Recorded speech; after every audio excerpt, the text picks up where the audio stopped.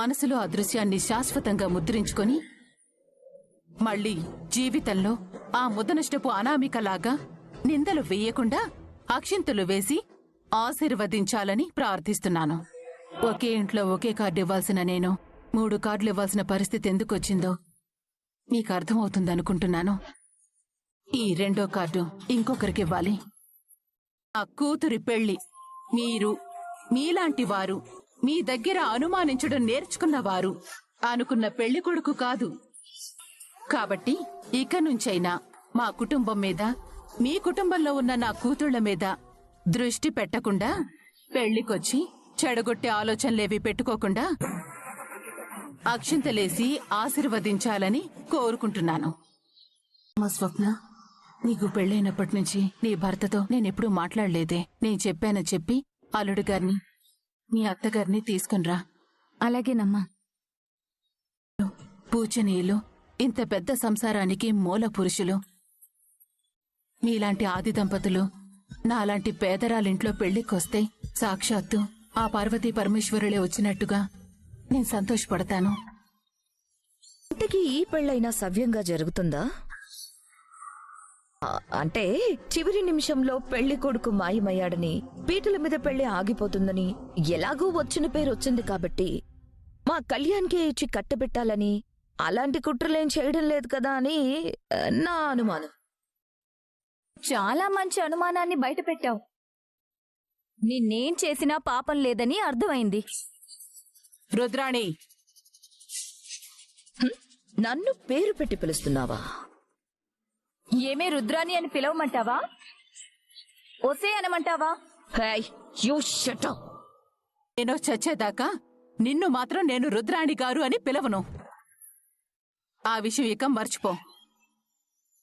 నువ్విప్పుడు ఏదో అన్నావు కదా, ఈ సంఘానికి ప్రతినిధిలాగా నువ్వు ఈ ధాన్యలక్ష్మి, ఆ అనామిక వేసిన నిందల్ని నమ్మిన ప్రజానికంలాగా ఏదో అన్నావు కదా. దానికి సమాధానం చెప్పడానికే వచ్చాను. గొప్పవారు, సున్నిత మనస్కులు, పైగా కవిగారు, మీలాంటి సరస్వతీ పుత్రులు నా ఇంటికొస్తే కాళ్లు కడిగి ఆహ్వానించాల్సిన నేను గడప ముందరే నిలబెట్టి తలుపులు మూసి అవమానించాను. కాని అందుకు కారణం నేను కాదు. కారణం ఎవరనేది మీకు తెలుసు. మా ఇంట్లో మీ స్నేహితురాలి పెళ్లి జరుగుతోంది. నాకొక మాట ఇవ్వగలరా? చేసి మీరు మాత్రం మా ఇంట్లో జరిగే పెళ్లికి ఎట్టి పరిస్థితుల్లోనూ రావద్దు. ఎందుకు ఏంటి అనేది మీతో పాటు ఇక్కడున్న అందరికీ తెలుసు. ఒక ఆడపిల్ల తల్లిగా నా కూతురు పెళ్లి ఎలాంటి ఆటంకాలు లేకుండా జరగాలని కోరుకుంటున్నాను. కూతురాలి పెళ్లికి మిమ్మల్ని రావద్దనే హక్కు నాకు లేకపోవచ్చు. కాని ఆడపిల్ల తల్లిగా నాకు, నా కుటుంబానికి ఎలాంటి మచ్చ రాకూడదంటే ఆ పెళ్లిలో మీరుండకూడదు. తీసుకోండి. పుట్టెడు దుఃఖాన్ని గుండెల్లో మోసుకొని కూడా మమ్మల్ని అందర్నీ పిలవడానికి నువ్వే స్వయంగా వచ్చావు. మేమందరం అప్పు పెళ్లికి వస్తాం. మా అండ నీకెప్పుడూ ఉంటుంది. ఏ అవసరం వచ్చినా ఫోన్ చేయండి. మేమంతా ఉన్నామని మర్చిపోవద్దు. ఏంటి ఇంత రాత్రైనా నిద్ర పట్టడం లేదా? తెలుసురా నువ్వేం ఆలోచిస్తున్నావు.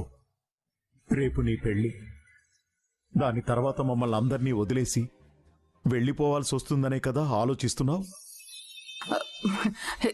ఎందుకే అలా ఏడుస్తావు? ప్రతి ఆడపిల్లకి ఇలాంటి రోజొకటి తన జీవితంలో తప్పకుండా వస్తుంది.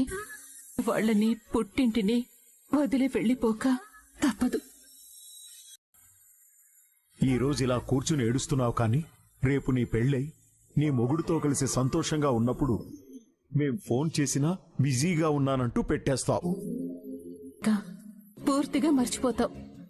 అప్పుడు మీ గురించి ఆలోచిస్తూ మేము ఏడుస్తూ ఉంటాం, ఎలా ఉన్నారో ఏంటో అని. నీ మొగుడు ఏదైనా విషయంలో తప్పు చేసి మేము అరిచినా, నా మొగుడు, నా కాపురం, నా ఇష్టం, మీ జోక్యం అవసరమా అంటూ మా మీద అరుస్తావు. ఆడదాని జీవితం అంటే ఇలాగే ఉంటుందప్పు. మొదట అత్తారింటికి వెళ్ళటానికి భయపడుతుంది. కొత్త మనుషులు, కొత్త పరిచయాలు, కొత్త ప్రదేశాలు. ఒక మాట ఎక్కువ మాట్లాడితే వాగుడుకాయ అంటారు, తక్కువ మాట్లాడితే పొగరు అనుకుంటారు. ఎలా ఉండాలో ఏం చేయాలో అర్థం కాక మొదట్లో అంతా అయోమయంగానే ఉంటుంది. ఈ పిల్లలు పుట్టేశాక ఆడదాని ప్రపంచం ఆ పిల్లలే అయిపోతారు. వాళ్ల గురించి, వాళ్ల చదువుల గురించి, వాళ్ల భవిష్యత్తు గురించి అంటూ ఈ పరుగుల ప్రపంచంలో తను కూడా పరిగెత్తడం మొదలు పెడుతుంది. చివరికి ఇదిగో మాలాగా వయసు అయిపోయి బాధ్యతలు తీరిపోయాక గాని మన గురించి మనం ఆలోచించుకోం. ఆడదానికి మొగుడు పిల్లలు అంతేనమ్మా. ఆడదానికి వేరే జీవితం అంటూ ఉండదా? ఈ కాలం ఆడపిల్లలతో వచ్చిన సమస్య ఇదే అప్పు. పెళ్లి చేసుకుంటే తమకంటూ ఒక వ్యక్తిగత జీవితం ఉండదు అని తప్పుగా ఆలోచిస్తూ పెళ్లి మీద ఒక చెడు అభిప్రాయానికొచ్చేశారు. మా కాలంలో చదువుకున్న ఆడవాళ్లు లేరా? ఉద్యోగాలు చేయలేదా? డాక్టర్లు అవ్వలేదా? దేశాన్ని ఏలే నాయకులు అవ్వలేదా? కాలమైనా ఈ కాలమైనా ఆడది తను అనుకున్నది అనుకున్నట్టు సాధించడానికి అవసరమైన స్వతంత్రం ఎప్పుడూ ఉంది. కాని అది ఎప్పుడు దొరుకుతుందో తెలుసా అమ్మా? ఆ అమ్మాయి తనకేది కావాలి అని బలంగా నిర్ణయించుకున్నప్పుడు. భయాలన్నీ మానేసి ప్రశాంతంగా పడుకో. నీ జీవితం నువ్వు కోరుకున్నట్టుగానే సంతోషంగా ఉంటుంది. సరేనా? తెల్లవారి 4 గంటలకి మంగళ స్నానాలున్నాయి. తర్వాత పెళ్లి మండపానికి వెళ్ళాలి. మళ్ళీ అంత పొద్దున్నే నిద్రలేపుతారా అంటూ గొడవ చేయకు. వెళ్ళి పడుకో. ఏమనుకుంటోంది మీ అమ్మ? ఇంటికొచ్చి శుభలాకిచ్చాక రావాలనుకున్న వాళ్ళు వస్తారు, ఇష్టం లేనోళ్ళు మానేస్తారు. మా పిన్నికి పత్రిక ఇచ్చి మా తమ్ముడిని రావద్దనడం ఏంటి? ఏమైనా అర్థం ఉందా? ఆ అర్థం ఏంటో మీకింకా అర్థం కాలేదా? నాకు మాత్రం వాణ్ణి దారుణంగా అవమానించినట్టే అనిపించింది. మా అమ్మ సంస్కారం కూడా మర్చిపోయి రావద్దు అని చెప్పిందంటే తల్లిగా మాత్రమే ఆలోచించిందని అర్థం. అది చూస్తూ నువ్వు ఒక్క మాట కూడా అడగలేదు. నా తమ్ముడు అప్పు కోసం ఎంత కష్టపడ్డాడు, ఎంత ఆలోచించాడు, ఎన్నిసార్లు కాపాడాడు, ఎన్ని అవమానాలు పడ్డాడు. అవన్నీ ఆ అప్పు మర్చిపోయిందా? నువ్వు మర్చిపోయావా? మీ అమ్మ మర్చిపోయిందా? చేసిన సాయాన్ని మర్చిపోలేదు. అనామిక చేసిన గాయాన్ని మర్చిపోలేదు. అది అనామిక తప్పు, కళ్యాణ్ తప్పు కాదు కదా. మీ మనసులో ఏముందో నాకు తెలుసు. అందరి దృష్టిలో అప్పు తప్పు చేసిన దానిలా మిగిలిపోకూడదంటే ఎక్కడి వాళ్ళు అక్కడుంటేనే మర్యాద. ఒకవేళ కవిగారు పెళ్లికొచ్చి అక్కడ రుద్రాణి లాంటి వాళ్ళు, మీ పిన్ని లాంటి వాళ్ళు ఏదైనా అంటే, అప్పు గురించి తప్పుగా మాట్లాడితే కవిగారు మాత్రం బాధపడరా? అలా ఎందుకు ఆలోచించలేకపోతున్నారు? చెప్పండి. మా తమ్ముడి మంచి కోరుకునే దానివే అయితే నీ మనసులో ఏముందో అది వాడి మీద రుద్దేదానివి కాదు. వాడసలు ఏం కోరుకుంటున్నాడో తెలుసుకునేదానివి. నీకు తెలియకుండానే నువ్విద్దరు ప్రేమికుల్ని విడదీస్తున్నావు. దానివల్ల ఎలాంటి లాభమూ ఉండదు. అక్కడ అప్పు, ఇక్కడ కళ్యాణ్, ఇద్దరూ జీవితాంతం బాధపడాల్సి వస్తుంది. నేను వాళ్ళని విడదీయడం లేదు. మా ఇంటి పరువు కాపాడుతున్నాను. నా చెల్లెల మీద పడ్డ నింద నిజం కాదు అని రుజువు చేయాలనుకుంటున్నాను. ఇంతమంది నోళ్లు మూతబడాలంటే అప్పు పెళ్లి వెంటనే జరిగిపోవాలని ఆలోచిస్తున్నాను. అప్పు అత్తగారింట్లో సంతోషంగా ఉండడం చూసిన రోజే అప్పుడు అర్థం అవుతుంది. అప్పు కళ్యాణ్ని ప్రేమిస్తోంది. అది ఒకప్పటి మాట. ఇప్పటికీ ప్రేమిస్తోంది. ఇప్పుడది వేరే వ్యక్తిని పెళ్లి చేసుకుంటోంది. దయచేసి ఈ విషయం ఇంతటితో వదిలేయండి. మీ అందరి మూర్ఖత్వంతో ఇద్దరికీ జీవితాంతం శిక్ష వేస్తున్నారు. మొత్తానికి అనుకున్నట్టుగా సాధించేశావు మమ్మీ. ఆ అప్పు ఇంటి కోడలు కాకుండా ధాన్యలక్ష్మి అత్తయ్యను అడ్డు పెట్టుకుని ఆ కావ్య చేతే వేరే వాళ్లతో అప్పుకి పెళ్లి చేసేలా చేస్తున్నావు. ఇళ్లలోగానే పండగ అవదు. ఆ పెళ్లి జరిగిపోతేనే మనం అనుకున్నది అనుకున్నట్టు సాధించినట్టు లెక్క. ఇక పెళ్లిని ఎవరు మాత్రం ఎందుకు ఆపుతారు మామ్?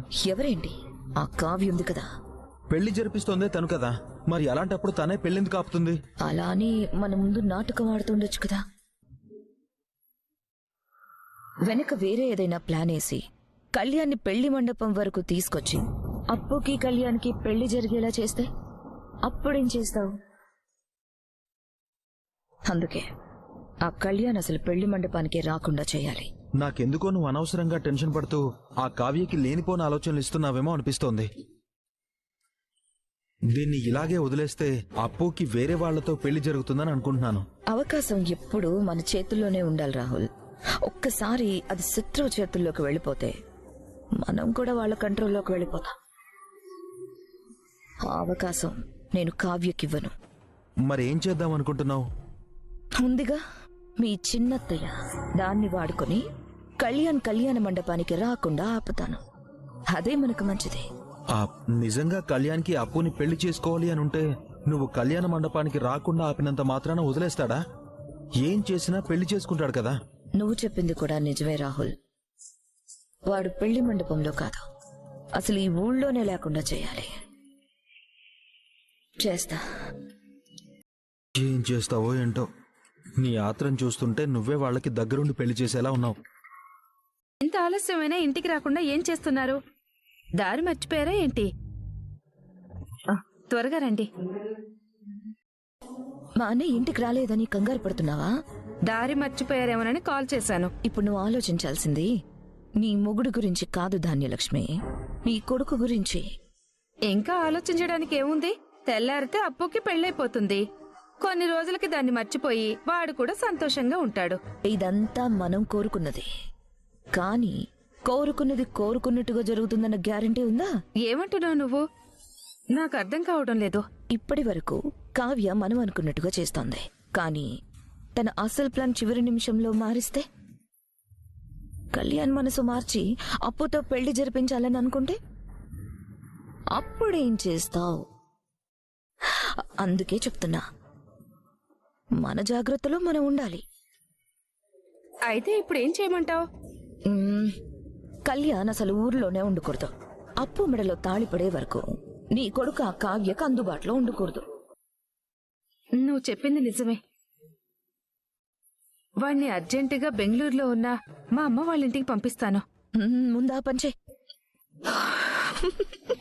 అమ్మయ్యా, ఒక్క పని అయిపోయింది. అమ్మా, ఏం చేస్తున్నావు నువ్వు? ఎందుకురా అంత కోపం? ఓ, పెళ్లి పత్రిక చింపేయటం శుభం కాదనా? అప్పుకి పెళ్ళయ్యాక తన కాపురం మంచిగా ఉండదని కంగారు పడుతున్నావా? నా కొడుకుని ఇలా బాధల్లోకి నెట్టేసిన మనిషి ఏమైతే నాకెందుకు? నాకు నువ్వు ముఖ్యం, నీ జీవితం ముఖ్యం, నీ ఆనందం ముఖ్యం. అది ఇంకొకరిని పెళ్లి చేసుకుని వెళ్ళిపోతుంది కదా, ఇంకా ఎందుకురా దాని గురించి ఆలోచించి బాధపడుతున్నావు? ఇక నుంచైనా నీ గురించి ఆలోచించే ఈ తల్లి బాధని అర్థం చేసుకో. చూడు కళ్యాణ్, నిన్ను నేనెప్పుడూ అలా ఉండు ఇలా ఉండని చెప్పలేదు. ఒక అమ్మాయిని తీసుకొచ్చి ప్రేమించాను అంటే తనకే ఇచ్చి పెళ్లి చేశాను, సపోర్ట్ చేశాను. అయినా సరే నువ్వు నన్ను అర్థం చేసుకోకుండా ఇలా బాధపడుతూ ఉంటే నా మనసు ఎలా ఉంటుందో ఆలోచించావా? నా మాట వినరా? నువ్విలానే 4 గోడల మధ్య కూర్చుని బాధపడుతుంటే నేను నుండి నువ్వు బయటికి రాలేవు. నేను మీ అమ్మమ్మకు ఫోన్ చేసి చెప్పాను నువ్వు వస్తున్నావని. నువ్విప్పుడే బెంగళూరుకి వెళ్ళరా. కొన్ని రోజులు నువ్వు అక్కడుంటే నీ మనసు మారుతుంది. నేను ఎక్కడికి వెళ్ళను. ఇక్కడే ఉండి ఏం చేస్తావు? ఇలా బాధపడుతూ కూర్చుంటావా? నా చావు నేను చేస్తాను, నీకెందుకు? నేను నీ తల్లినిరా. అందుకే కదా అనామికతో కలిసి నన్ను అలా టార్చర్ పెట్టావు. తను చెప్పిన మాటలన్నీ నమ్మి నాకిష్టం లేకపోయినా ఆఫీస్కి పంపించి అన్నయ్య స్థానంలో కూర్చోబెట్టావు. కానీ నాకిష్టం ఏంటి అనేది ఒక్కసారన్నా ఆలోచించావా? నువ్వు కళ్యాణ్ ఇంకా ప్రేమిస్తున్నావు కదా? నువ్వు కేవలం తన్ని ఫ్రెండ్గా చూస్తున్నావా లేక తన్ని ఇష్టపడుతున్నావా అనేది నాకు తెలీదు. కానీ తను మాత్రం నిన్ను మనసులో పెట్టుకుని ఈ పెళ్లికి సిద్ధపడి చాలా పెద్ద తప్పు చేసింది. ఇక ఈ కళ్యాణ పూల్ని నమ్ముకొని ప్రయోజనం లేదు. నేనే ఏదో ఒకటి చేసి వాళ్ళిద్దరిని ఒకటి చేయాలి.